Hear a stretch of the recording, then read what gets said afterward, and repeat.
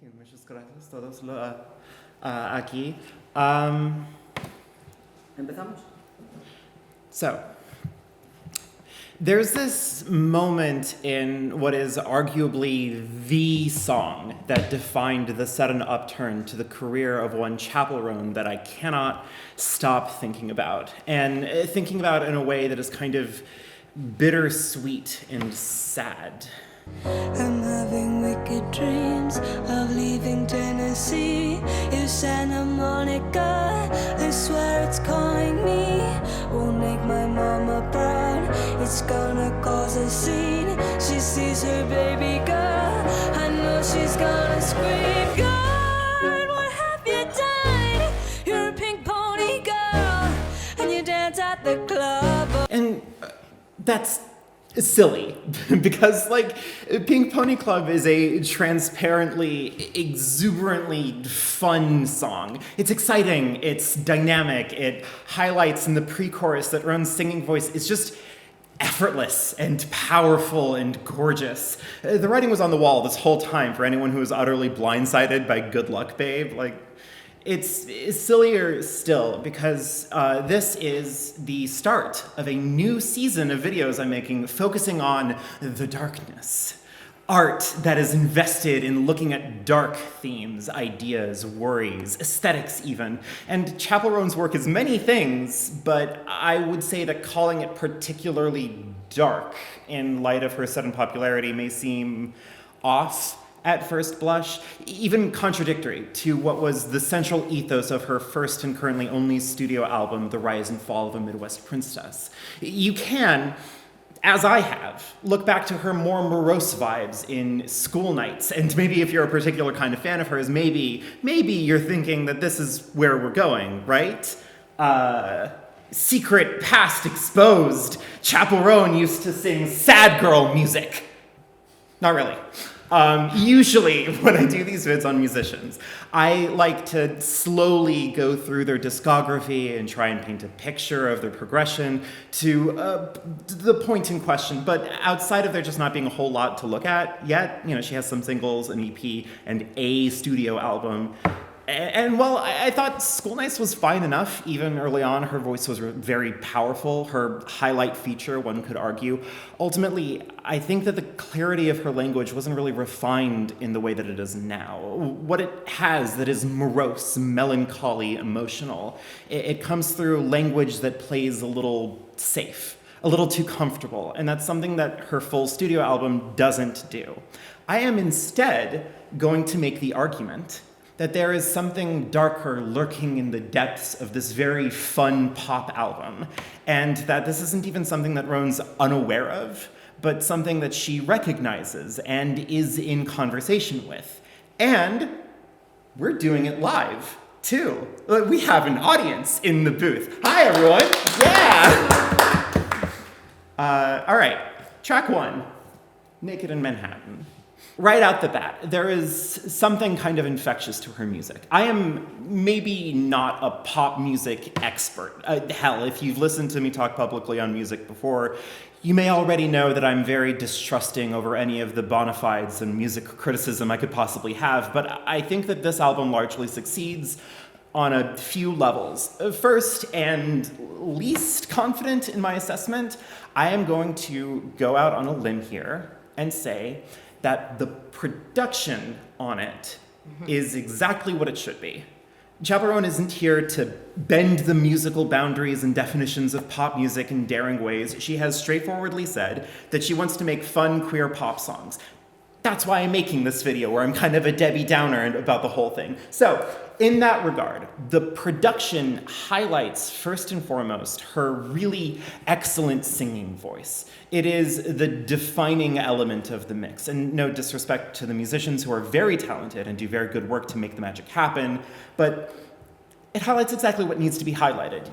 Pink Pony Club gives us room to enjoy the big synth pop guitar riffs, and California knows how to swell the accompaniment very well. It's a very clean job, and as a result, it plays the agonizing siren call, where her vocals feel approachable. The rise and fall of a Midwest princess is chock full of tracks that feel like you can and should belt out alongside. I definitely shouldn't do that, but unfortunately for me and my live audience, we're gonna find out what's going to happen at the end of the presentation. So the point is that she may not be a transformative singer, but a superlative one, an exemplary vocalist, a delight for the ears. If she wanted to be more musically adventurous, I'm sure she'd do great at it. But what we have on the table is pretty well-defined pop music performed by an exceptionally strong singer. Great.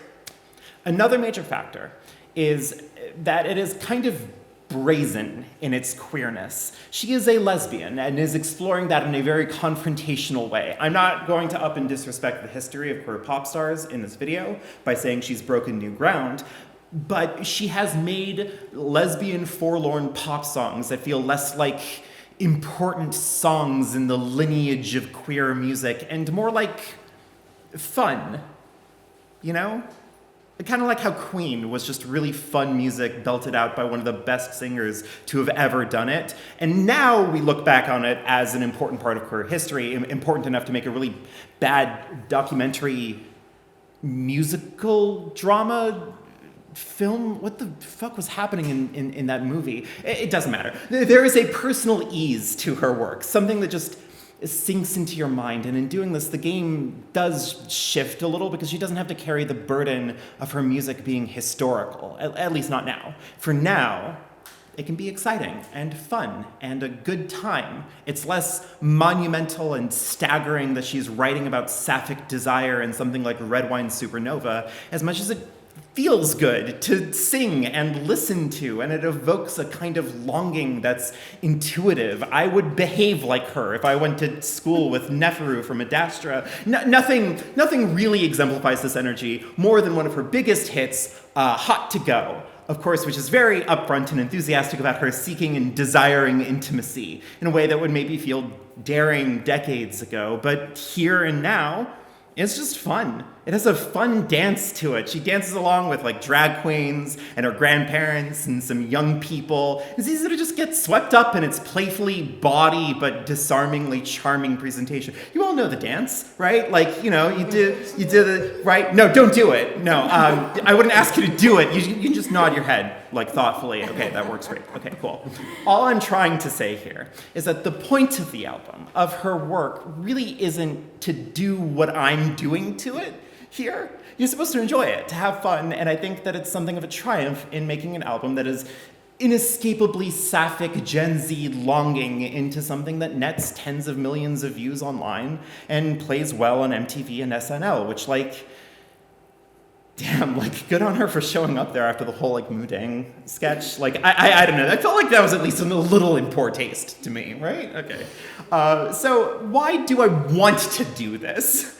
Well, okay, first I thought it would be cute, you know, just like kick off my darkness era with the musician who sings the gay song, What With the Ponies and all, but also, the more I think about her work, her videos, her public persona, what she aspires to connect to as a musician, I don't know. You know, the more it starts to feel like not recognizing this darker undertone does her work a disservice.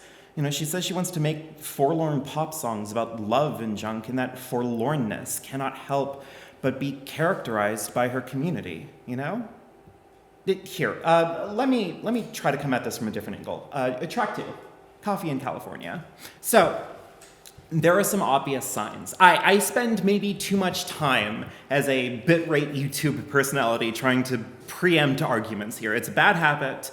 But I know that I wouldn't be satisfied if this production was just going to be me pointing at the fact that there are some ballads in this album that are clearly and explicitly sad girl music. Like if you're listening to Coffee or Kaleidoscope or one of my personal favorites, California, it's obvious, and these songs do help concrete the idea that, loose as it may be, there's something of an arc to this album. I'm not a mind reader, obviously. I can't intuit Chappell's creative vision perfectly, but the album, taken as a whole, has a kind of a loose story about a fictional narrator, Chappell. Hi, Chappell. and the twists and turns of her professional and personal life. It is a very emotionally evocative album, as she introduces in the trailer. It is openly and stubbornly about her queerness, and that openness and stubbornness actually works really well. The album has a deeply confessional energy to it, a clear departure from the relative lyrical safety of her years ago EP. This specificity does more to evoke these feelings she's communicating with everyone. So when you hit these really touching ballads, a story about her glamorous fiction life starts to form, because how could it not? Pitted against these bombastic pitted against these bombastic songs about her romantic interests, like in Naked in Manhattan or Hot to Go, big, eager, enthusiastic songs about wanting consensual intimacy, you get to Kaleidoscope, and it's just... And if you change your mind, I will understand. And it'll just take time to go back to being friends. So, I don't know, the 1-2 punch is so clear. The language feels personal. Her voice really makes it really tantalizing to sing, and it's sad. Oh, thank you. And it's sad, but it's not queerly sad, if that makes sense. At least not as a strict matter of the text. See, where this whole thing gets tricky fast. Okay, so yes, you can abstract the song out of the context of the album, her vision for it, etc., but you cannot really untie it completely. Even at its most universal, these songs speak to her experience. It's easy, right? I think my favorite of these tracks is California, though. It's the one that kind of splits from the general forlorn romance vibe. Less a sad love song about a pretty woman and more a sad love song for a place, for her aspirations. As much as this is an album about our mythical narrator's love life, it is also about her dreams, right? Pink Pony Club is very much in line with this idea too, but California feels really just beautiful, grand and melancholy, like a real elevation of her old work. I also have just something of a personal connection here. Call me biased, if you will, but I think that's how this works. Her work in specific and pop music in general. I, too, had a rough experience in California, and I, too, was born in Missouri, and I have kind of this floating feeling of impermanence. Like, I'm constantly feeling like I have to work to just keep myself in one place, instead of drifting away and away and away from people that I care about, communities that I love. Our stories are different, but that's music. That's art, ideas and thoughts resonating from person to person, taking what we can from each other and sharing something new in its place. One more example. Take something like Coffee, right? I think this song kind of perfectly sums up the past two sections of this essay. It's very tender. It's very confessional. The best parts of her more heartfelt tunes. There's just something so very personal, not just lyrically, but musically, even out the gate. Can't meet you for dinner at the Italian places where I met your family. Some words were exchanged. Hey, what does that first couplet mean? Okay, track 3. Our gay dummy baka lives. Okay, so this is the real fascinating puzzle in this album for me. As much as Roan pretty explicitly describes her music as stuff she'd enjoy partying to and performing, to be unabashedly invested in your queer narrative, will start to peel the curtain back a little here and there. Sure, Coffee lyrically rests within the realm of plausible deniability. Who knows what this mystery girl's parents said at the Italian place? But where you could litigate queer subtext here and there, in almost all of her songs, you can't really deny her intent, which is much clearer in her promotional work, but also in her music videos.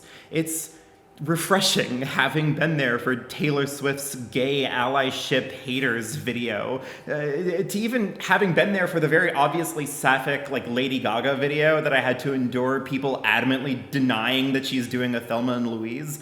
To have music videos that are, Her dating a siren, a femme magician lady, dancing with drag queens and leather daddies, and this eye for our shared cultural history creeps out into the subtext and occasionally the text of her work. Coffee has that one kind of suspicious line, sure, but look at Naked in Manhattan. Touch me, baby, but your lips on mine. Could go to hell, but we'll probably be fine. In working on this video, at times it feels like I'm presenting an ice-cold take, that I'm kind of being a stick in the mud, going, hey guys, do you remember queer history? And maybe I am. Like, I don't know, maybe I'm living out, but I do want to talk about this because I think in a lot of ways, we have forgotten queer history.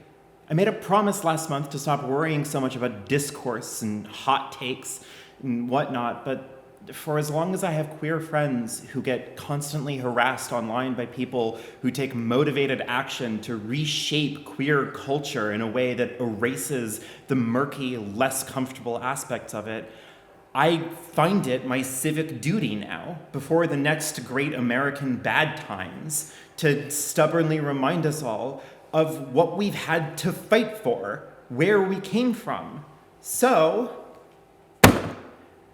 in the 1990 documentary, Paris is Burning, we watch Venus Extravaganza talk about her life, her hopes and wishes, how she used to work, how she used to perform, and are told by the end of the film that in 1988, she was found strangled to death. In the myriad opulent spectacles all present in this film, a preserved record of a Black and Latino queer life that no longer really exists in the same way, the film refuses to shy away from the horrible, wretched way that queer people in this country were treated. The entire film is on some level fascinated with the kind of illusion that ball culture was built on. Not negatively or critically, but just what it was that the performers were being excluded from, what parts of typical American life that they were barred from by being too poor for a prestigious education, beneath consideration.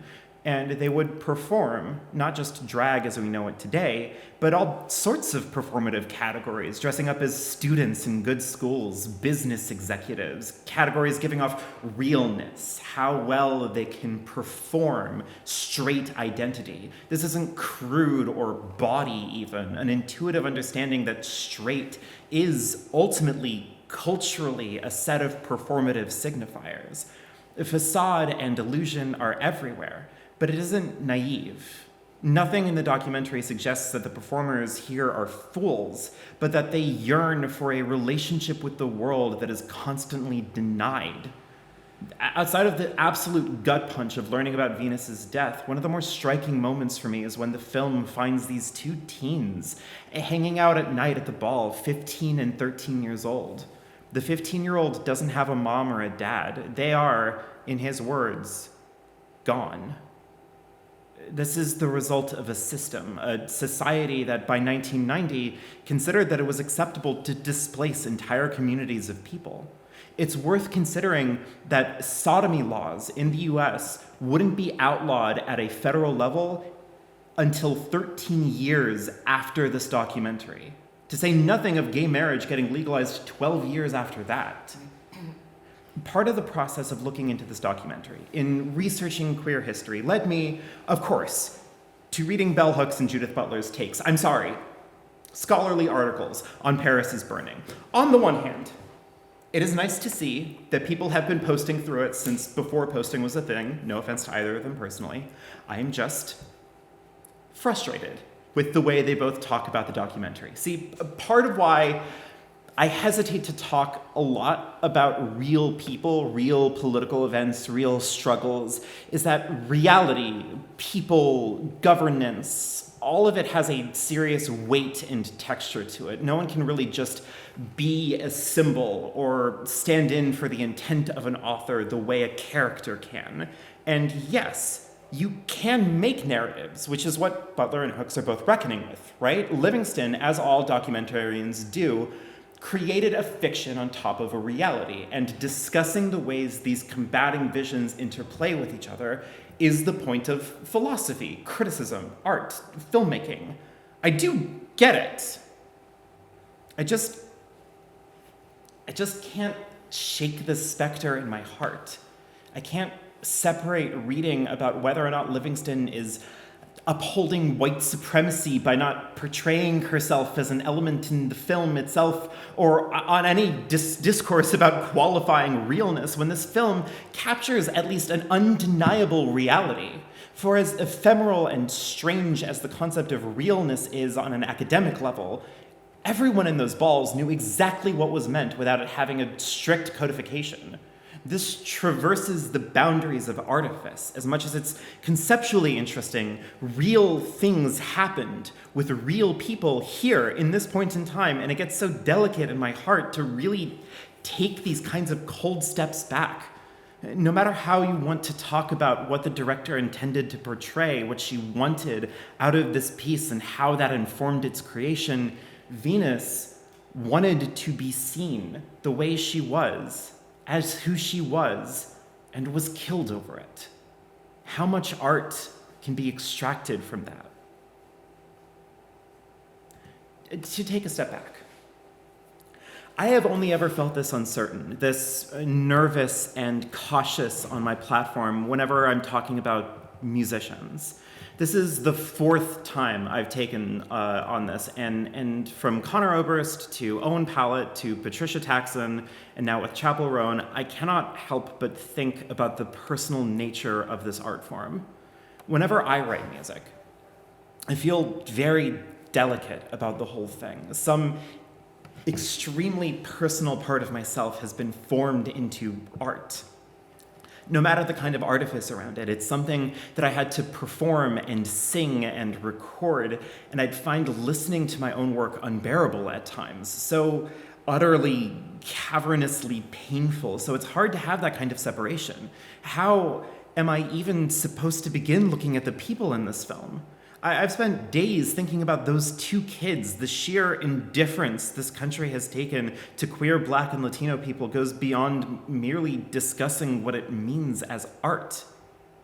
But I'm guilty, ultimately, of the same trappings I'm calling Butler and Hooks out on. My heart, my sensitivities don't affect or change what they went through in the 80s and the 90s, or what they did in response. They performed at balls, they dressed up, they took the parts of the world that was denied to them, and they played with their aesthetics, their ideas, because what else are you going to do? That, I think, speaks to the legacy Chappell Roan's honoring. Her art mingles with an overwhelming cultural shame in a period of American cultural norms that have never been kinder to queer people. But kinder doesn't mean kind. It doesn't mean fair. It doesn't mean good per se. In one of the making of videos on her album, she pointed out that seeing a bunch of strangers in her home state coming out to see her made her realize that gay people are everywhere. I looked out and I thought I would recognize everyone, and I didn't hardly see anyone in the crowd I knew, which I was like, oh my God, where were all these gay people? Are they hiding? All of them, I was like, oh my God, this is amazing. And for the first time ever, the wall of me, the fear of me not belonging in my hometown was broken by knowing that there are so many queer people here. We're closing in on 10 years of legal gay marriage, which, yeah, good for us. But queer people are at the crux of a cultural nightmare, even now. And even before that, the shame of it, the inherent cultural burden of transgression lingers everywhere. It is more acceptable. It is more accepted, but conservative backlash against it, rhetoric demanding an end to its prevalence is winning elections. It's so potent a wedge issue that no one seems to be able to stop bickering about it online anyway. It's so easy to keep splitting hairs with each other, to find bad queers that are ruining it for everyone else. And I don't know, that's why I'm here, right? Because at the end of the day, the needs of your community are more meaningful than how pristine and perfect your history is. And I think Chappell Roan's music recognizes that on some level, right? She's not trying to erase the mess, she's celebrating it. Even as minor a detail as her doing her clown face makeup stuff out of like spite for how people back home talked about us, the gays. Her music is drag music, music that celebrates and performs glamour and beauty in defiance to a world invested in our destruction. This is why I keep thinking about goddamn Pink Pony Club. It's a song that's soaked in this mingling of history, of personal liberation, of freedom, campy, enthusiastic joy, set both textually and visually in the music video against conservative tradition. God, what have you done, Chappell? You're not supposed to be this, right? Small town Midwest America isn't supposed to be this. But it can be. And in some ways it is. She came from it. She loves it. She gets to create a world where she can be this, where she can support drag queens and write killer songs about sapphic heartache. And isn't that great?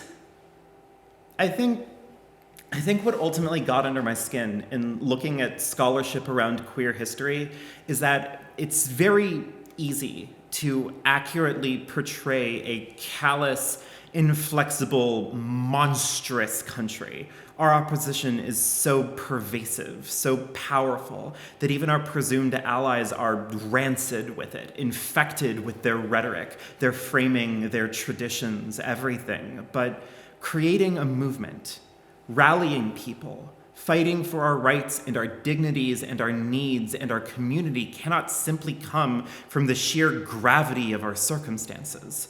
It cannot just fully be a cold discussion about what evils are inflicted upon us, but a celebration that through it all people are choosing radically to live and live joyously. There is art to be had. There's music to hear, people to love, a world that we can one day make for ourselves. I think for as anxious as I've gotten over my country's coming years, I need to believe in community, right?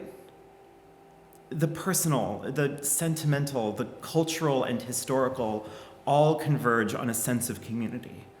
More than the glamour, the vibrancy and life and performances of these balls, Paris is Burning shows us that these drag houses were houses, homes for people who the country neglected. And that sense of community is more important now than ever before. Queers like me, queers in worse situations by orders of magnitude more than mine, have survived through so much. Even the barest fundamental reality that the quality of a person's soul or nature or personality could be so rejected that their parents could neglect them, abandon them, lash out violently against them is a reality that is paralyzing to reckon with fully. And that's without recognizing the country's history of permissive acceptance of the family's right to abuse their children psychologically, quietly, in ways government is ill-equipped, unable, or in some cases unwilling to prevent. The US is going into something horrifying, a presidency that was built on the campaign promise to try and purge immigrants and trans people out of society entirely. And that news was met with liberal think pieces about abandoning trans people in order for Democrats to win elections, how no one wants to be the party of freaks.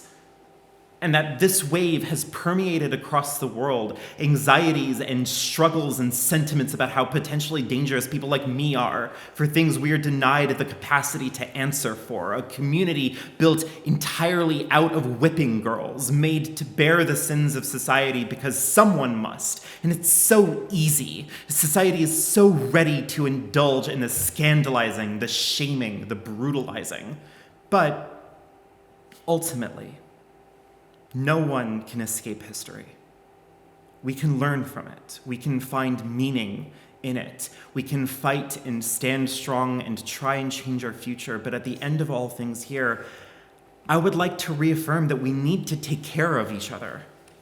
Chappell Roan's most inspiring moments for me are full of her bold honesty and her ready and eager support for the community that raised her up, the people she loves, the world she champions in her work. And we should keep that spirit alive in our hearts. You to your families, your loved ones, me to my people, my community, my lovely audience that I've put through so much. We all share this planet, and not everyone will want to share it with us. But I don't think we can fight a war on anger and spite alone. There's something worth preserving, something worth staying alive for, and you should find it and hold on to it. Thank you all for listening.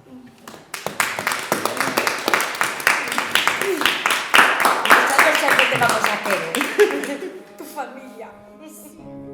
Come get me out. Come get me out. Come get me out of California. No leaves are brown. I miss the seasons in Missouri, my dying town. Thought I was cool in California. I'd make you proud. To think I almost had it going, but I let you down.